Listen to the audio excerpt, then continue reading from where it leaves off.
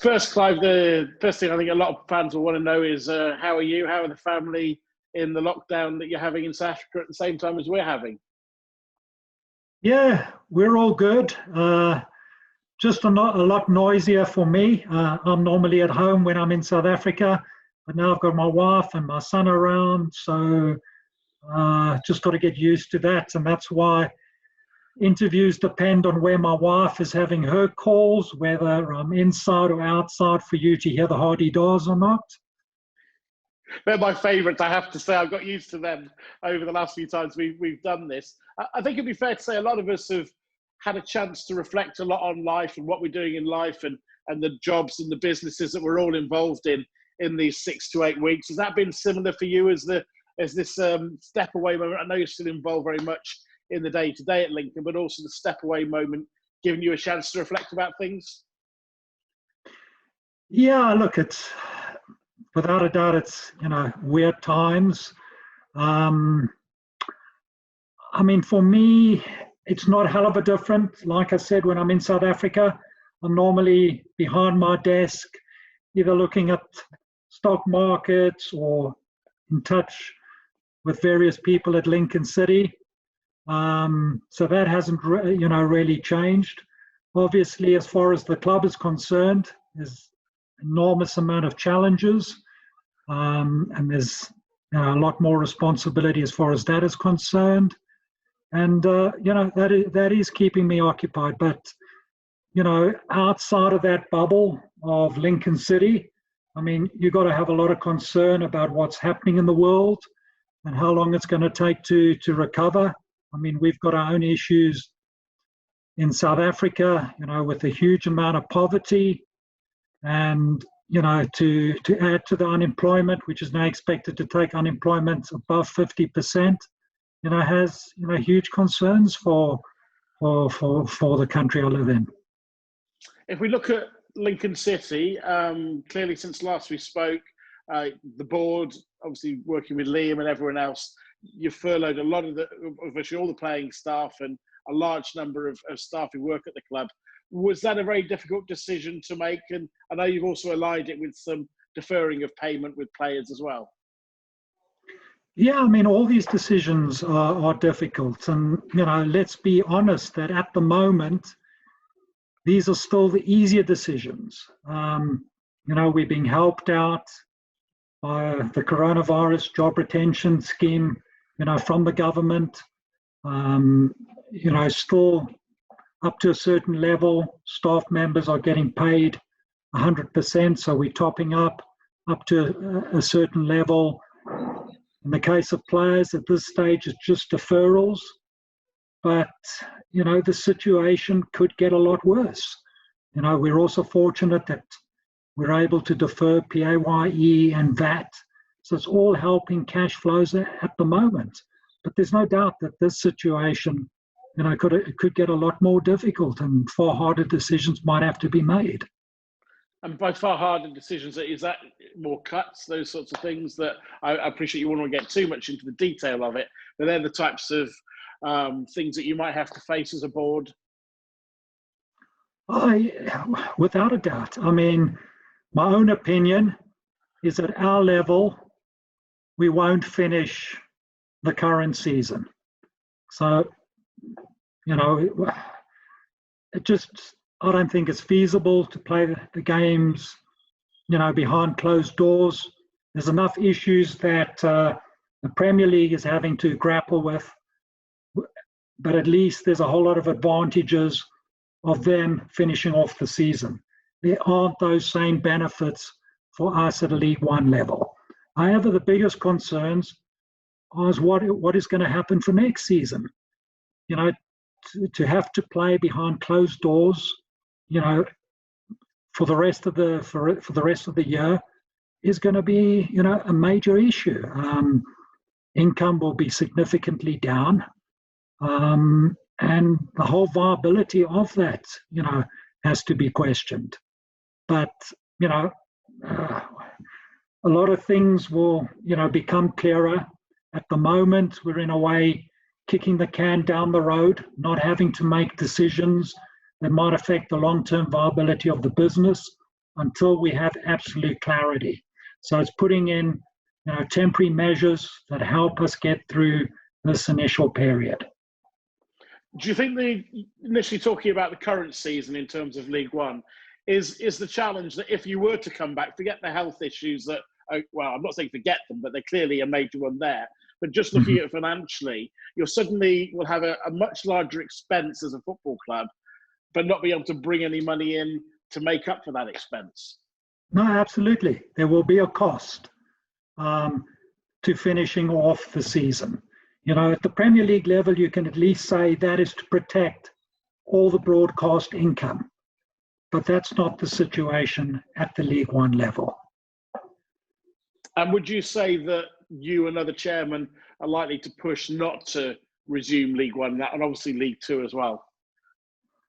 I don't think it's a case necessarily of us pushing for it. I just think circumstances will result in people having a look what makes sense and saying it just doesn't make sense to do that. And looking ahead to next season, as you said, and with the problems as we anticipate them at the moment, the club have been exploring a wide variety of ideas. I know to how to try and play some games and involve the supporters. But I guess the reality is, it's number one, involve the supporters, but number two, you need to generate income as well, don't you? Yeah, that is the problem. And again, it's almost like the Premier League is the key to that. The Premier League needs to be able to play their games. If not finish off this season, at least start next season. So at least the broadcasting income is safe. It's not all about, you hear about the greed of the Premier League and the money that goes to the Premier League clubs. The fact is that around £2 million of that flows through to us each season, based on what we get directly from the Premier League, what we get to support the academy, and what comes through from broadcasting rights in the Football League.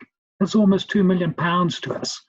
Without that, and the difficulty in playing in front of crowds, we don't have a chance.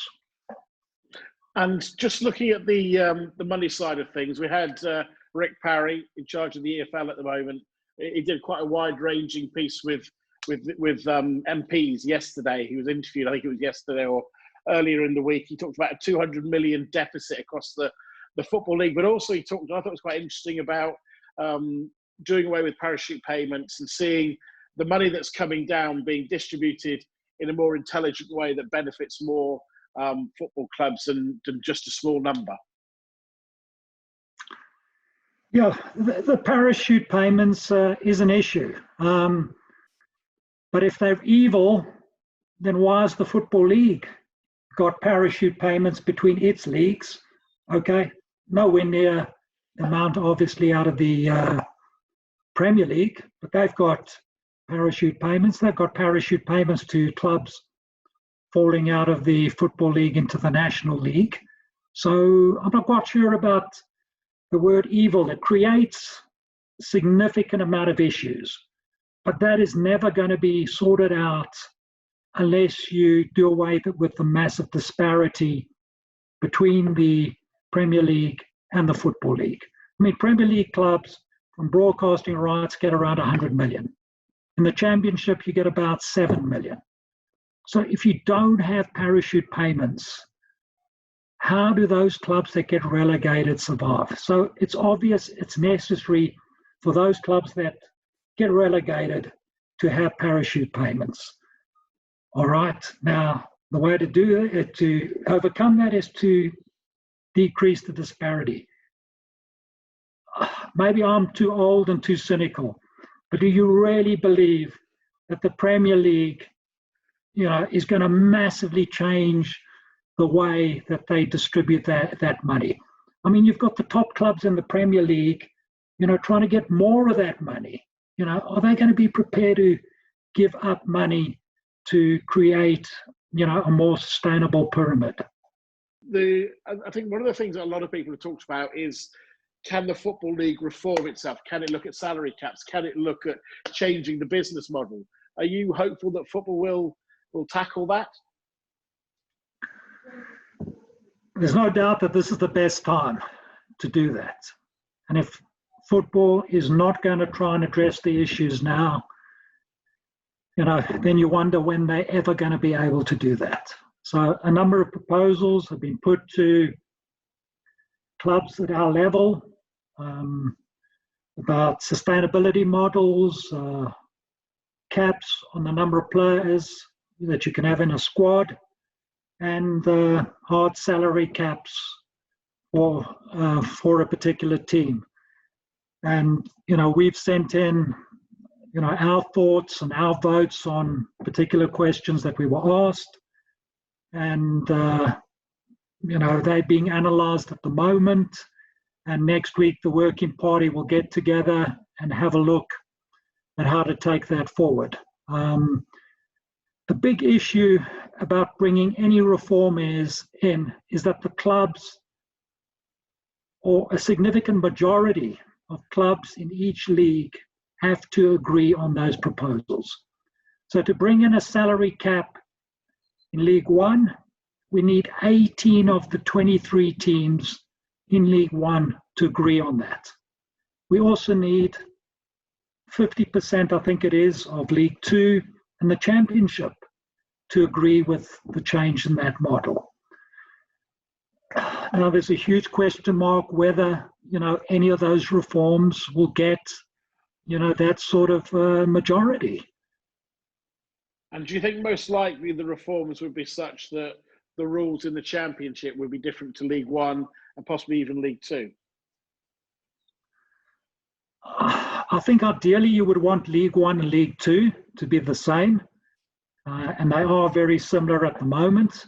The Championship might be different as it is at the moment, but you need something different to come in to stop the excesses that we have at the moment, to try and repair this broken model, even if it's just at League One, League Two level, even if it creates a bigger gap between League One and the Championship. Certainly we would be in favour of salary caps being implemented at our level.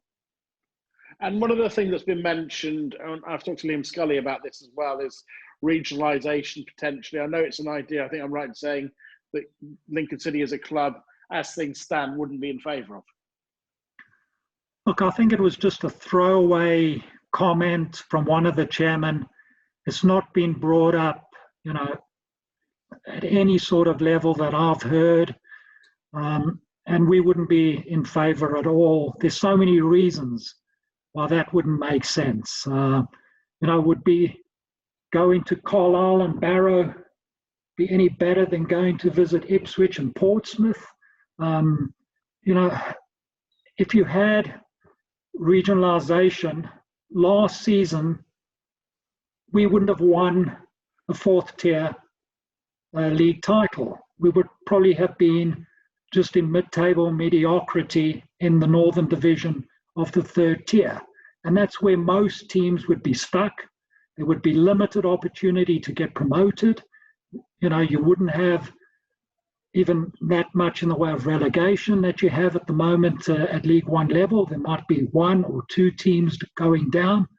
I think it would just make for a very uninteresting league. If we look to next season, if the experts say to you, look, Clive, and all the other chairmen, we're going to be in a position where we think we might be able to have fans in, hypothetically, in January. That might be a possibility. We could start to do it then. Would you be in favour of not resuming the season? Is it better to keep the club mothballed whilst there are still substantial problems within that, to keep the club mothballed for as long as possible, because you're not going to be able to use the money that you generate from supporters? Yeah, it's not something that we've looked at. You're only starting to hearing about that sort of option. And I think a lot would depend on what happens at the Premier League level, whether they would be able to put together some sort of package for the EFL clubs to survive, during the first half of the season. then it might be, more viable to actually mothball the club and start again in January. But there's all sorts of considerations. You've got 1,400 players that will be out of contract at the end of June. What happens to those players for the 6 months after that if the season is then postponed until January? So, there are all sorts of considerations that will have to be taken into account. Presumably one of the things with players, whatever happens, whether you resume this season, whether it's next season, whenever it is, that going forward, salaries are not going to be, certainly in League One and League Two, and possibly in a lot of the Championship, anywhere near where they are at the moment. No, I think across the board, there will be a new reality. It's not only the football clubs that are going through a challenging period. I mean, it's the fans, it's the sponsors that will have less money to spend, it's owners who are battling with their own businesses. Just across the board, there will be less money coming into football clubs to be able to enable them to pay those sort of wages. Do you think that lean, well-run clubs are the ones that, I wouldn't want to say would benefit, but would be better able to deal with what is clearly an unfolding, very difficult situation? Because football's going to have to evolve. And I guess if you're a well-run football club, you've perhaps got more of a chance of surviving and to some extent prospering within that. Yeah, without a doubt. I think well-run businesses, in all industries will come out of a difficult period, better placed than a business that is not well-run. And I think one of the places that, could really help us, is all the work, the investment that's gone into the academy, enormous work that, Jez George has done in taking the academy to a new level. We've got some fantastic people in the academy, headed up by Jordan McCann. And, it's just brilliant. You can see even more what a fantastic job the likes of Roger Bates and all the others that helped the academy survive while we were in non-league. Because now we've really got the ability, to take advantage of that, and in producing our own players, will be a big part of our model going forward. And do you feel that, combined with the sort of the decision you made during the season in terms of changing the playing budget and the profile and the way that you were recruiting players, and we've seen obviously the West Ham players and players coming in from Fulham and the like, the young players, do you think that's left you perhaps better placed than you might have been a year ago to try and cope with the situation? Yeah, no doubt about that. And, I think we felt we had a good January transfer window. Maybe not every fan thought that was the case, but with the benefit of hindsight, I think we had a fantastic January transfer window. And that will, certainly help us through, the difficult times that we're going through. Always as football clubs, you're trying to look to the future, and you've talked before this crisis about investing in this and investing in that and trying to change the club. Just one of them I wanted to bring up, the Stacey West, which you put out plans of trying to expand it and all those sorts of things. I would assume that the financial crisis that is associated with the COVID situation would probably mean that might take a back seat for a while. Look, we've got the planning permission. Now we're going through the process of trying to raise funds, to do that expansion of the Stacey West. But again, we can go through that process and reevaluate closer to the time. There's no benefit in taking a decision right at this point and writing it off. There's no doubt, as you say, the chances or the benefits of doing that would seem to be less than they were a couple of months ago. But we got time before we need to actually make a final decision on that. A lot of Lincoln fans will be watching this and listening to this, will be worried about their own personal situation. in terms of their families and in terms of perhaps the businesses they work in or the jobs that they have, and would have listened to you. And I know you're being very reassuring, but also you're being very honest. I wonder what your message is to supporters, around the football club, because clearly it's going to be a very challenging time. And you could have come here today and said it's all going to be wonderful, it's all honey, but you've been anything but. You've been quite frank about the challenges facing football and the challenges facing Lincoln. So I wonder what sort of message you have to fans. No, look, our thoughts are with the fans. A lot of sympathy with those that are going through difficult times at the moment. There might be health issues of family members, loneliness. There are all sorts of issues, worries about they might have lost their job, or there might be a risk of them losing their job, reduced income. And, we understand the economy is going to be completely different, even when we emerge, out of the bad part of the virus that we're in at the moment. And there's no doubt in making decisions around the club, we will take into account, the situation that we believe that fans are in at the moment. The other side of that, there's been a number of fans who are fortunately in a better position, and they've been coming with ideas how they can potentially help us. And there's no doubt that those fans that are lucky enough to be in a decent position that will still be able to come and support us when things are back to some sort of normality, we are going to need those fans more than ever in the future.